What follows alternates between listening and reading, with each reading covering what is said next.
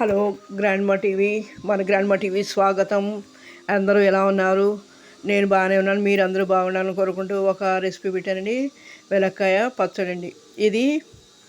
దీన్ని మామూలుగా ఇంగ్లీష్లో వుడ్ యాపిల్ అంటారు. ఇది ఇప్పుడు ఈ తరం వాళ్ళకి తెలియదు. 60, 70, 80 సంవత్సరాల్లో పుట్టిన వాళ్ళకి ఐడియా ఉంటుందండి. ఇది చాలా చాలా మంచిది, ఎందుకంటే ఇది సీజనల్గా వచ్చేదండి. దీన్ని మనం వినాయక చవితికి కంపల్సరీగా వస్తుంది. ఆ రోజు దాన్ని పూజ చేసిన తర్వాత పక్కన పడేస్తాము. దీన్ని పచ్చడి చేసుకుంటే చాలా బాగుంటుంది. మామూలుగా ఇది పండితే మంచి వాసన వస్తుంది. పరగడుపున తేనెలో వేసుకు తింటే ఒక స్పూన్ గుజ్జు తేనెలో వేస్తుంటే చాలా చాలా మంచిదండి. జీర్ణకోశ వ్యాధులకి, కాలేయ సంబంధ వ్యాధులకి, అలాగే మూత్రపిండాల వ్యాధులకి, కిడ్నీస్లో ట్రబుల్ ఉన్న వాళ్ళకి, మధుమేహ రోగికి ఇది చాలా మంచి రెసిపీ అండి. దీన్ని మనం కొద్దిగా పచ్చిగా ఉంటే కనుక ఓపెన్ చేయగానే కొద్దిగా పచ్చిగా ఉన్నట్టయితే కనుక పెరుగు పచ్చడి బాగుంటుంది. మామూలుగా కాస్త మడితే గుజ్జులా వస్తుంది. దాన్ని మామూలు రోటి పచ్చడిలా చేసుకుని బాగుంటుందండి. దీనికి ఎలాంటి ఆయిల్ ఎక్కువ కూడా పట్టదండి. ఇలా గుజ్జు తీసుకుని దాన్ని చిన్న చిన్న ముక్కలుగా రెడీ చేసుకోవాలి. అలా చేసుకుని దానికి రుచికి సరిపడా అంటే నేను మిరపకాయ కారం 4 ఎన్నో తీసుకున్నాను, 3 4 తీసుకున్నాను. మీకు కావాలంటే వేసుకోవచ్చు. నేను వేసుకుని సరిపోయిందండి. ఆ సైజు కాయకి సరిపోయింది. అలాగే ఒక 10 రూపాయలు కొత్తిమీర తీసాను. శుభ్రంగా కడిగి శుభ్రంగా తడారినిచ్చి మనం రెడీ చేసుకోవాలి.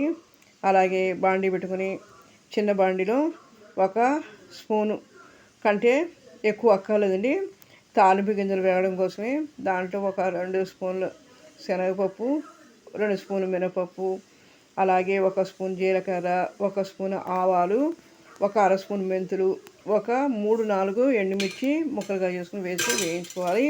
ఇది వేగిన తర్వాత కొద్దిగా ఇంగు వేసుకుని పొయ్యి ఆఫ్ చేసి ఇది చల్లారిన తర్వాత మిక్సీలో మనం పౌడర్ పట్టుకోవాలి. మొత్తం మీద ఈ గుజ్జుకి దీనికి కలిపి టేస్ట్ సరిపో ఉప్పు వేసుకుంటే సరిపోతుందండి. వేసుకుని అలాగే పసుపు వేసుకుని పౌడర్ పట్టుకోవాలి. తర్వాత మనం రెడీగా ఉంచుకున్న పచ్చిమిరకాయలు, కొత్తిమీర కూడా వేసి ఒకసారి తిప్పిన తర్వాత ఈ గుజ్జు కూడా వేసి పలుసుమూల తిప్పుకోవాలి. మరీ మెత్తగా లేకుండా పలుసుమూల తిప్పుకుంటే కచ్చాపచ్చాగా బాగుంటుంది. అన్నంలో కలుపుతున్నప్పుడు కూడా టేస్టీగా చాలా చాలా బాగుంటుందండి. దీన్ని నేను బెల్లం వేసాను. కొంతమంది బెల్లం ఇష్టం లేని వాళ్ళంటే తీపి ఎక్కువ తినని వాళ్ళకి బెల్లం అక్కర్లేదే స్కిప్ చేసేయచ్చండి. కావాలంటే వేసుకోవచ్చు. నేను వేసాను, బాగుంటుందని. అంటే ఏంటంటే మధ్య మధ్య వరసైన పిల్లలు ఒగరుగా ఉంది తినరు అని చెప్పే ఉద్దేశంతో వేశాను. లేదు తినేమడిగితే పర్వాలేదు. తీపి ఇష్టం లేని వాళ్ళు దీన్ని స్కిప్ చేసేయచ్చండి.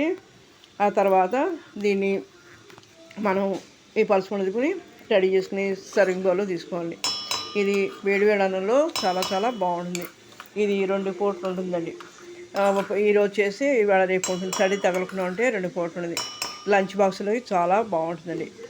కొత్తగా నేర్చుకున్న వాళ్ళకి, జాబ్ హోల్డర్స్కి 2 మినిట్స్లో అయిపోయే చట్నీ అండి. ఇది ఎంతసేపు కూడా పట్టదు, 2 మినిట్స్లో అయిపోతుంది. ఇది మీరు ఎలా ఉందనేది చూడండి, ట్రై చేయండి. అలాగే మీరు లైక్ చేయండి, షేర్ చేయండి, సబ్స్క్రైబ్ చేయండి. వ్యూస్ చూస్తున్నారు కానీ సబ్స్క్రైబ్ చేయడం మర్చిపోతున్నారు. మీరు తప్పకుండా సబ్స్క్రైబ్ చేయండి. మీరు సబ్స్క్రైబ్ చేయడంలో మరిన్ని మంచి వీడియోస్ పెట్టడానికి అవకాశం ఉంది.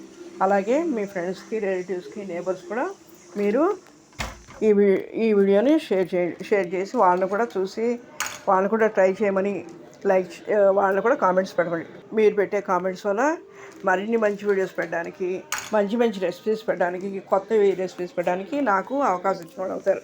ఈ రెసిపీ ఎలా ఉన్నదని మీరు చెప్తే దాన్ని బట్టి నేను ఇంకా మంచి వీడియోలు పెట్టడానికి అవకాశం ఉంది.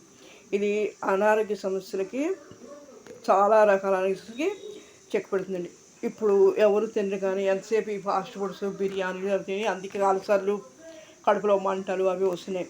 అసలు నిజంగా అయితే అది మన ఫుడ్ కాదండి. మన ఫుడ్ అన్ని మనం వదిలేసి మనం తినాల్సిన ఫుడ్ ఐటమ్స్, మనకి ఇచ్చిన ప్రకృతి ఇచ్చిన ఫుడ్ అన్ని ఐటమ్స్ వదిలేసి ఇతర ఫుడ్ అంటే ఫాస్ట్ ఫుడ్స్ అవి తినడం, అందుకే ఆరోగ్యాలు పాడవుతున్నాయండి. ఇది ఒకసారి ట్రై చేయండి. ఎలా ఉందనేది ట్రై చేసి లైక్ చేయండి, షేర్ చేయండి, సబ్స్క్రైబ్ చేయండి. మీరు చెప్పే కామెంట్స్ వల్ల ఇంకా మరిన్ని మంచి వీడియోలు పెట్టడానికి నాకు అవకాశం ఉంది. ఓకే, థ్యాంక్ యూ అండి.